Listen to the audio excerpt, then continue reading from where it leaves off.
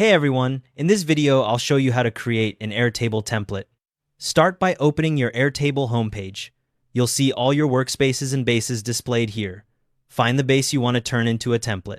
Once you've found your base, hover over the base thumbnail. You'll see a three-dot menu icon appear in the top right corner of the base icon. Click on that three-dot menu. A drop-down menu will appear with several base management options.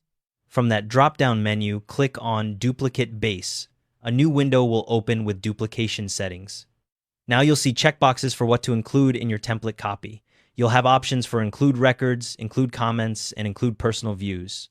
For a clean template that starts empty, uncheck Include Records. This way, your template keeps all the fields, tables, and views, but doesn't carry over any old data. Check or uncheck the other boxes based on what you need. Next, you'll see a workspace selector drop-down. Click on it and choose which workspace you want the template copy to live in. If you're a collaborator with creator permissions, you'll only be able to duplicate within the same workspace. Owners have more flexibility here. Once you've configured everything, click the Duplicate Base button at the bottom of the window to finalize. The process completes instantly. The new base will appear in your workspace with the word Copy added to its name. Now click on the base name and rename it to something clear like Template Project Name. This keeps things organized so you can easily identify it as your reusable template.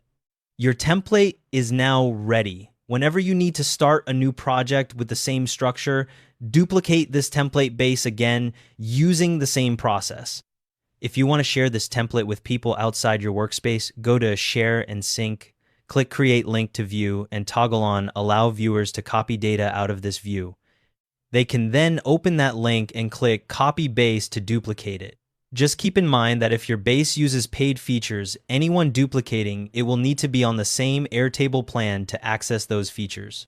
Thanks for watching.